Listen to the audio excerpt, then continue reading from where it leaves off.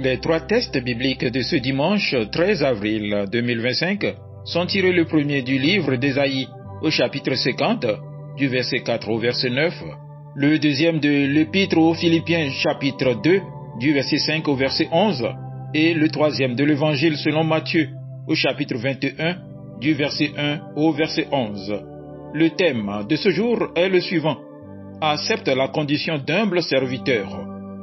Inclinons-nous pour la prière. Seigneur, par ton esprit, éclaire notre intelligence, touche notre cœur et transforme notre regard, afin que nous ne soyons pas seulement des auditeurs oublieux, mais des serviteurs fidèles et disponibles. Par Jésus-Christ, le serviteur obéissant jusqu'à la croix, nous te prions. Amen. Ésaïe chapitre 50, du verset 4 au verset 9. Le Seigneur, l'Éternel, m'a donné une langue exercée pour que je sache soutenir par la parole celui qui est abattu.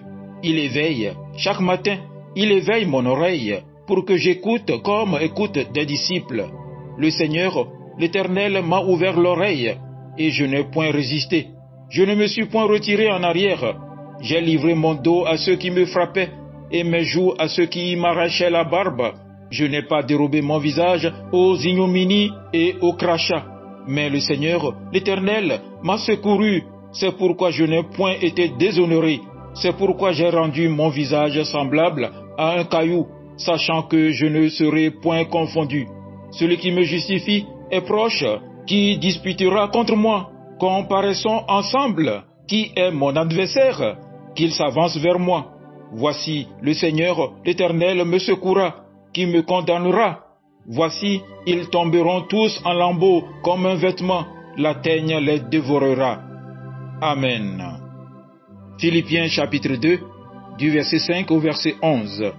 Ayez en vous les sentiments qui étaient en Jésus-Christ, existant en forme de Dieu, n'a point regardé son égalité avec Dieu comme une proie à arracher, mais il s'est dépouillé lui-même en prenant une forme de serviteur.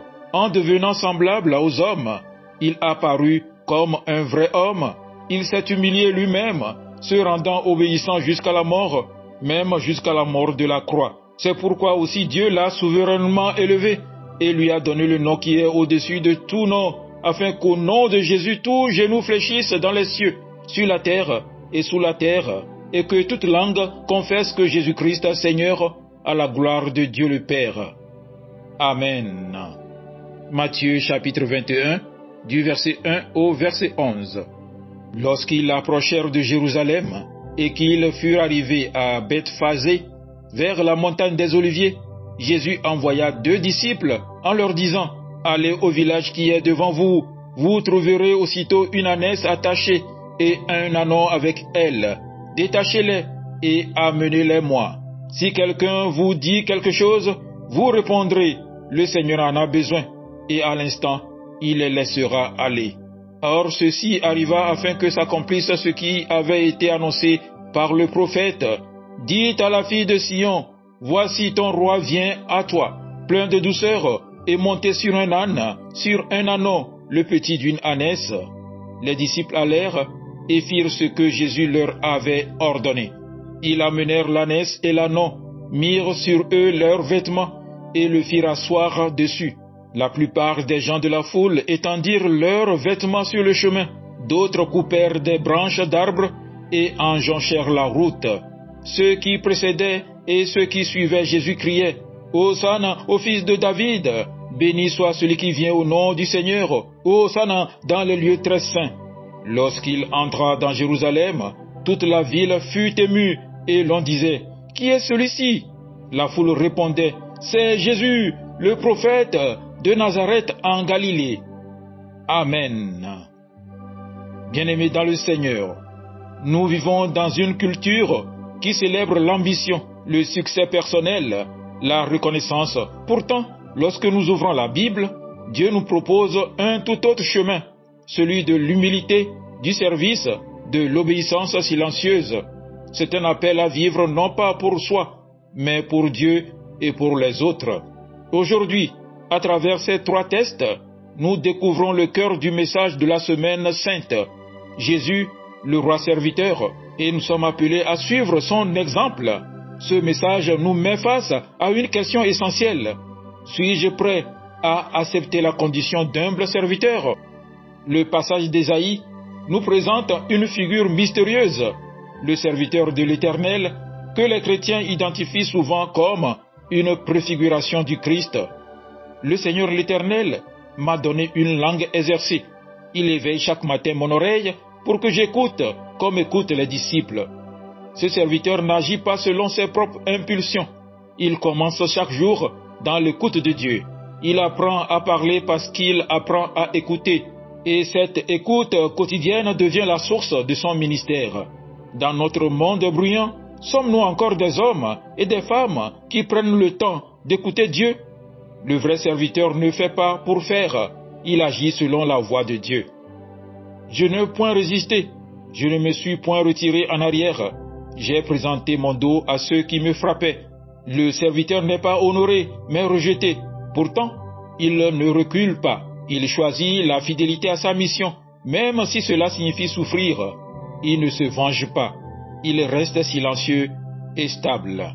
Bien-aimés, la fidélité à Dieu peut nous coûter, mais elle est plus précieuse que la reconnaissance humaine. Est-ce que je suis prêt à suivre Dieu, même dans l'inconfort, même dans le rejet? Loin d'être abandonné, ce serviteur a une confiance inébranlable. Même quand les hommes l'accusent, il sait que Dieu est son secours. C'est sa source de force et de dignité. L'apôtre Paul nous invite à imiter Christ dans notre manière de penser, de vivre et de servir. Jésus était pleinement Dieu, mais il n'a pas retenu ses privilèges. Il s'est dépouillé. Il a choisi d'entrer dans l'humanité, non pas en roi imposant, mais en serviteur humble. Voilà notre modèle, à abandonner nos privilèges, notre orgueil, notre besoin d'être au-dessus des autres. Le Christ s'est humilié jusqu'à la croix. Il n'y a pas de plus grand abaissement que celui-ci, le Fils éternel de Dieu crucifié comme un criminel. Ce n'est pas une faiblesse, c'est l'amour poussé à l'extrême. Bien-aimés dans le Seigneur, accepter d'être serviteur, c'est parfois renoncer à nos droits, à notre image, à notre confort pour aimer vraiment. L'histoire ne s'arrête pas à la croix. Elle conduit à la résurrection et à la gloire. C'est le principe du royaume. Celui qui s'abaisse sera élevé. Tu veux grandir? Apprends à t'abaisser. Tu veux briller? Apprends à servir.